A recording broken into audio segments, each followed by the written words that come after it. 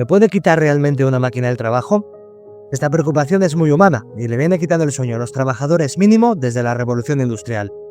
Pero el temor se está intensificando últimamente por la irrupción de la inteligencia artificial, que amenaza con suprimir empleos que hasta ahora no parecían en riesgo. Entonces, ¿puede ser el momento de volver a hablar de la renta básica universal? ¿Qué tal? Soy Alejandro Murciano. Esto es el podcast del Otro Rescate, Economía para la Gente. Hoy vengo a establecer una unión entre un tema muy de moda, la inteligencia artificial, y otro que parece que ha perdido fuelle, como la renta básica universal, pero de la que a su vez creo que tiene más sentido que nunca volver a hablar. Vamos a por ello. En este podcast no pretendo profundizar en qué es y qué no es la inteligencia artificial, ni tampoco en qué implicaciones puede llegar a tener. La verdad que no soy en absoluto un experto, pero sí dos cosas que subrayar sobre su impacto económico. La primera, que parece claro que va a suponer una importante ganancia económica y de productividad para las empresas que la utilicen. El concepto de productividad, de hecho, es para mí la clave. Y la segunda, que la IA amenaza con desplazar al hombre de trabajos que parecían, entre comillas, más seguros. Me explico, la mecanización de la producción ha hecho que buena parte de los trabajos físicos no requieran ya de tanta mano de obra. Como es evidente, no se necesitan las mismas personas para producir un bien industrial hoy que en 1750, cuando la tecnología era mucho más básica. Esto no es nuevo, pero sin embargo hasta hace poco parecía más complicado pensar que determinados trabajos, donde la actividad física no era lo predominante, pudieran ser también sustituidos por una máquina. Un periodista, un guionista o un administrativo no parecían tan sensibles al avance tecnológico, pero ahora sí. Ojo, yo quiero creer que hay algunos empleos que no es tan fácil que sean sustituidos por una IA, al menos aquellos que requieran de creatividad y sensibilidad, pero aún así la amenaza se deja sentir y mucho.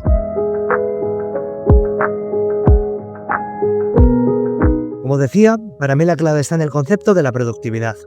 Este es un término económico que se define como la producción, a menudo expresada en unidades monetarias, que se logra por trabajador.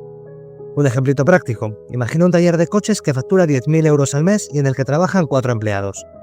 Ahí la productividad sería de 2.500 euros por cada empleado al mes. Ahora imagina también que el dueño reduce su plantilla a la mitad, pero consigue seguir facturando lo mismo. En ese caso, la productividad de los trabajadores se habría duplicado, porque estarían haciendo lo mismo con la mitad de recursos. Pues esto a gran escala es lo que ocurre en la economía, especialmente en las grandes empresas con las mejoras tecnológicas. Una mejora que igual puede ser una máquina del siglo XVIII que un nuevo programa informático. Y de lo que no parece haber duda es de que la inteligencia artificial es una de las mejoras tecnológicas de mayor calado que hemos vivido últimamente. Esta permitirá a las compañías alcanzar una mayor producción y por tanto unos mayores ingresos sin necesidad de contar con más plantilla, gracias a las ya mencionadas mejoras de productividad. Lo que hay que preguntarse es si es justo y razonable que las empresas se queden con todas las ganancias adicionales generadas porque todos somos más productivos.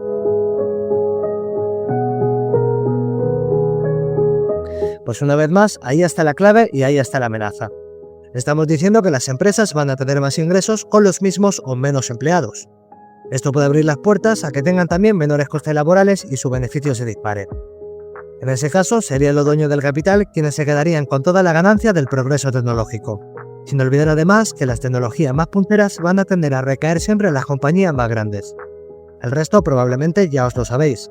Aumento de la desigualdad, desempleo, exclusión social y todo en un proceso en el que las grandes empresas podrían reinvertir y hacerse más fuertes mientras los trabajadores quedan en una situación de debilidad. No sería raro imaginarse algo así como una nueva reconversión industrial que deje atrás a mucha gente, o incluso en el peor de los casos genere altas tasas de paro. Y sí, todos estos riesgos son en buena parte asociados a la desregulación y al libre mercado.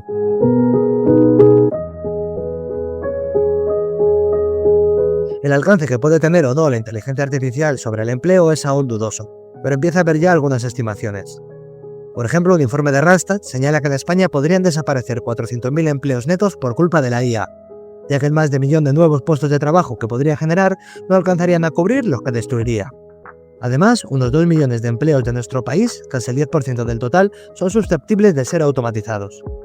Por otra parte, en términos globales, un informe de Goldman Sachs cifra en 300 millones los empleos que podrían ser afectados por la IA en todo el mundo. McKinsey, por su parte, habla de que hasta 12 millones de estadounidenses tendrán que cambiar de sector de aquí a 2030. Una tendencia de cambio que, como suele ocurrir, amenaza con dejar víctimas por el camino. Lo que sí que ratifican los estudios es que la ganancia de productividad de la que hablábamos va a ser una realidad. Randstad, por ejemplo, estima que la inteligencia artificial contribuirá a hacer crecer el PIB mundial hasta un 7%. ¿Pero quién se queda con ese nuevo trozo del pastel?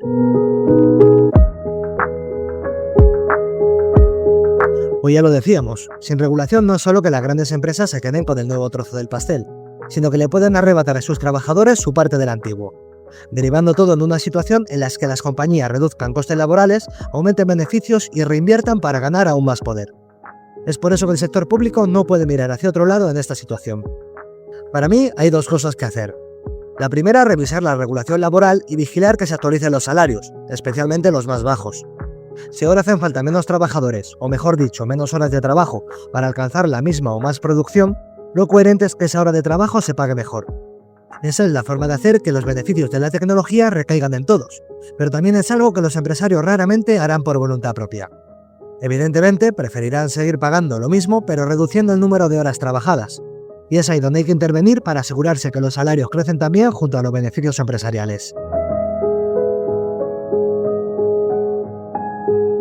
Pero resulta que si la inteligencia artificial termina teniendo un gran impacto, la regulación laboral podría no ser suficiente. Ya veíamos antes algunas estimaciones de puestos de trabajo que podrían ser sustituidos y eliminados. Y eso conduciría a un nuevo mercado laboral que no necesita de tantos trabajadores. Evidentemente, a quien no trabaje, hablarle de actualizaciones salariales le va a servir de muy poco. Entonces, como las empresas no donarán altruistamente su dinero a quienes sus avances informáticos hayan dejado fuera del mercado de trabajo, es el Estado quien tiene que dar una solución. Y aquí aparece el segundo elemento en el que basamos este podcast, la renta básica universal. Quizá la única forma factible de garantizar una vida digna a la población damnificada por los cambios y de asegurarse que las ganancias crecientes realmente se redistribuyan. La solución, lógicamente, pasaría por establecer un gravamen real sobre los beneficios generados por la IA y demás avances, y a través de él poder asegurar esa renta mínima a cada ciudadano. Parece complejo, pero ¿lo es tanto? Aunque mucho ya sabréis qué es la renta básica universal, por si acaso contaros que es un ingreso libre de condiciones que una institución pública le da a sus ciudadanos por el mero hecho de serlo.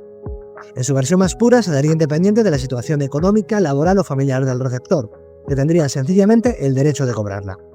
Si no fuera para todo el mundo, quizás solo para las personas de menor ingreso, perdería ese apellido de universal. La renta básica no busca en absoluto ser el único ingreso que tengan las personas, ni siquiera el principal, pero sí otorgar una prestación mínima que cubra las necesidades esenciales de la población. Son muchos los autores que han hablado del tema a nivel internacional, y en España quien posiblemente más profundidad y alcance ha tenido ha sido Daniel Raventós, que personalmente es a quien yo he escuchado más. No sé si está sesgada, pero mi memoria me lleva a pensar en los años posteriores a la crisis del 2008 y después al 15M como aquellos en los que más se habló de renta básica en España, llegando a ser un elemento importante del debate público. Algunos partidos políticos y plataformas la tenían muy en cuenta, y hubo importantes campañas de recogida de firmas a su favor. Sin embargo, tengo una fuerte sensación de que ha salido por completo del debate público. Nadie la reivindica ahora como una alternativa real. Y es algo paradójico, porque justo en este momento en España funciona el ingreso mínimo vital, que si bien está lejos de ser una renta básica universal, está inspirada en ella.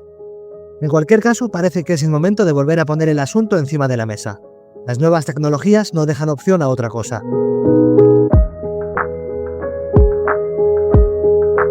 La gran pregunta es cuánto costaría todo esto. Si es factible que España pueda sostener una renta básica universal. Si te lo llevas a un simple cálculo, teniendo en cuenta que en nuestro país viven unos 48 millones de personas, si les quisiéramos procurar una renta de, por ejemplo, 10.000 euros anuales a cada una, la cuenta saldría en 480.000 millones de euros. Una cifra muy elevada que representaría hoy un 83% del presupuesto estatal y un 32% del PIB. Sin embargo, hay estudios alternativos que muestran otro enfoque muy distinto, considerando principalmente que la existencia de una renta de este tipo ahorraría al Estado el pago de otras muchas ayudas y subsidios, y por lo tanto, si bien sí que supondría un sobrecoste, en absoluto tan gigante como parece a priori. Por ejemplo, un trabajo de Antoni Domènech estima que un pago de casi 7.500 euros anuales para cada mayor de edad y de una quinta parte para los menores terminaría suponiendo un 17,4% del PIB. Por su parte, Jordi Arcanós tiene varios modelos en los que, introduciendo además reformas fiscales, concluye que un pago de más o menos ese importe tan solo supondría un 3,4% adicional del PIB español, con lo que es lo mismo, unos 34.000 millones de euros. Por ponerlo en equivalencia, las empresas del IBEX 35 ganaron más de 50.000 millones en 2022. Nadie dice que establecer una renta básica sea sencillo, ni tampoco barato, pero las cifras no son tan disparatadas como se podría imaginar. Es más, de proponerse algo de este tipo, habría que empezar por cifras relativamente modestas y filtrar por rentas o patrimonios, excluyendo de la prestación a las más altas. Pero la propuesta mira a largo plazo, y en particular a las ganancias que pueden dejar los avances tecnológicos, haciendo que el pastel del que se sacase esta renta básica sea notablemente mayor. Las ventajas no son pocas, nada menos que procurar un sustento mínimo para cualquier persona y otorgar una libertad contra esa espada de Damocles que te somete entre el desempleo y la precariedad laboral. Insistimos, la inteligencia artificial amenaza con traer cambios importantes en el mercado de trabajo, así como ganancia de productividad y mayores beneficios para las empresas. Tan solo medidas como la renta básica universal pueden permitir que los que se queden descolgados de este proceso tengan un soporte, y que las ganancias no se queden en exclusiva en las arcas de las grandes compañías. La IA exige regulación de la economía, y por qué no volver a poner encima de la mesa ese pago para cualquier ciudadano. Es más, hasta grandes directivos han defendido propuestas de este tipo, aunque yo creo que más bien con la boca pequeña. En cualquier caso, que vuelva al debate público como una posibilidad real me parece muy sano. Pues hasta aquí este episodio del podcast. Hoy menos datos de lo habitual, pero más reflexión, así que espero que os haya gustado. Sin duda, tenemos que darle una vuelta a cómo hacer que las ganancias que generen los avances tecnológicos no se las queden solamente unos pocos, sino que nos repercuta a todos. Nos vemos pronto para seguir hablando de economía para la gente. Un fuerte abrazo.